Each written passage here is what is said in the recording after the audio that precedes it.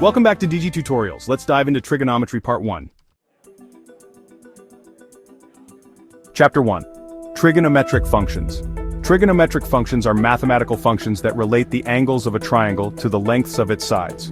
In grade 11, students typically learn about the 6 primary trigonometric functions: sine, cosine, tangent, cosecant, secant, and cotangent. These functions are essential for solving problems involving right triangles and are widely used in various fields such as physics, engineering, and computer science.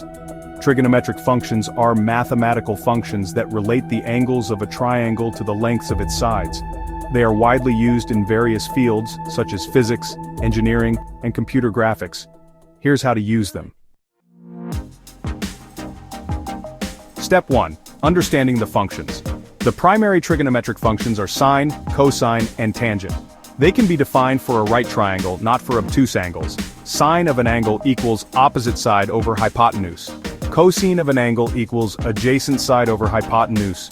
Tangent of an angle equals opposite side over adjacent side.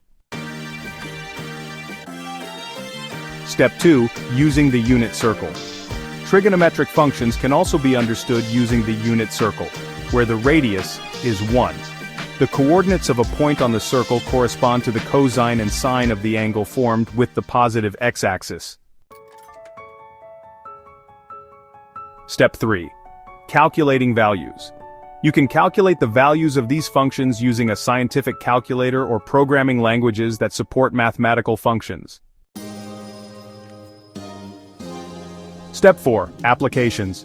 Trigonometric functions are used in various applications such as solving triangles, finding unknown sides or angles, modeling periodic phenomena like sound waves or tides, analyzing oscillations and waves in physics, and creating animations and simulations in computer graphics. Step 5. Graphing. Trigonometric functions can be graphed to visualize their behavior. The sine and cosine functions oscillate between -1 and 1, while the tangent function has asymptotes and repeats every 180 degrees. By understanding these concepts, you can effectively use trigonometric functions in your calculations and applications. What are angles in standard position? An angle is said to be in standard position when its vertex is located at the origin of a coordinate system, and its initial side lies along the positive x-axis. The angle is measured from the initial side to the terminal side, which can be in any direction, counterclockwise for positive angles and clockwise for negative angles. The measure of the angle is typically expressed in degrees or radians. For example, a 90-degree angle in standard position has its terminal side aligned with the positive y-axis, while a negative 90-degree angle has its terminal side aligned with the negative y-axis.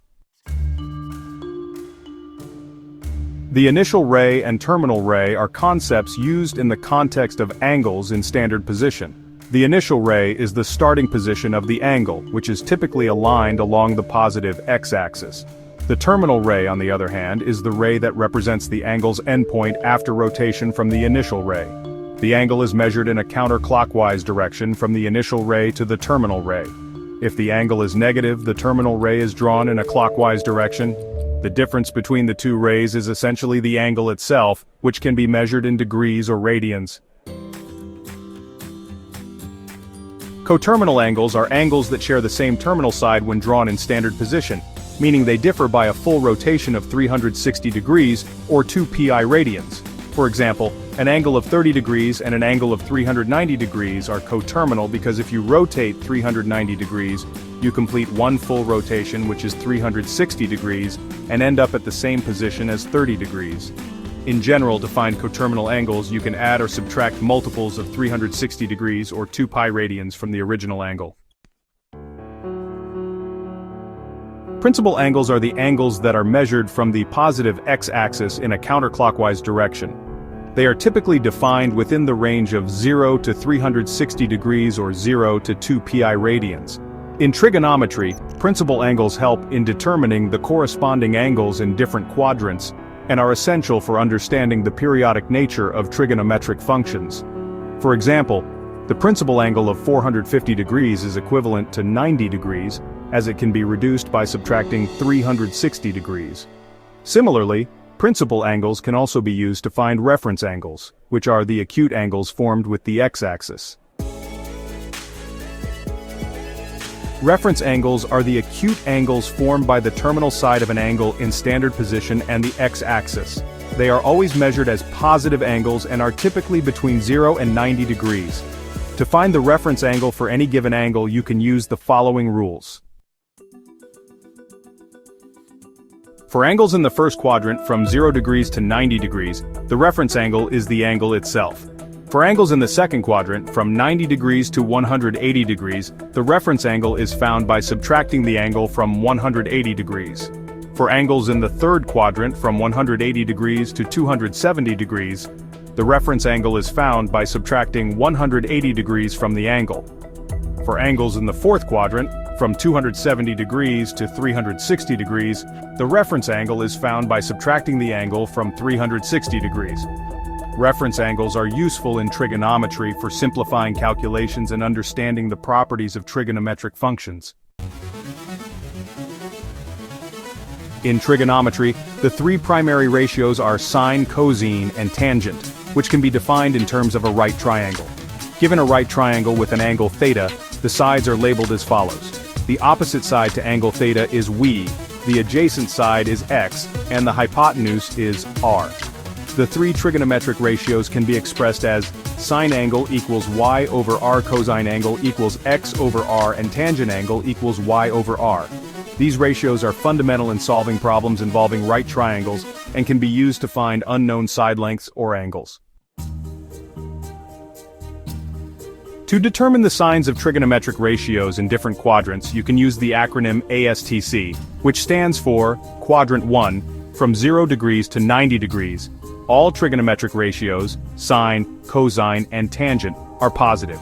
For example, sine of 30 degrees is greater than 0, cosine of 30 degrees is greater than 0, and tangent of 30 degrees is greater than 0. Quadrant 2, from 90 degrees to 180 degrees, sine is positive, while cosine and tangent are negative. For instance, sine of 120 degrees is greater than 0, cosine of 120 degrees is less than 0, and tangent of 120 degrees is less than 0. Quadrant 3, from 180 degrees to 270 degrees, tangent is positive, while sine and cosine are negative. For example, sine of 240 degrees is less than 0, cosine of 240 degrees is less than 0, and tangent of 240 degrees is greater than 0. Quadrant 4, from 270 degrees to 360 degrees, cosine is positive, while sine and tangent are negative. For instance, sine of 300 degrees is less than 0, cosine of 300 degrees is greater than 0, and tangent of 300 degrees is less than 0. By remembering the ASTC acronym, you can easily recall which trigonometric functions are positive or negative in each quadrant. We hope this lesson is useful in understanding trigonometric ratios. Please don't forget to like, share, and subscribe.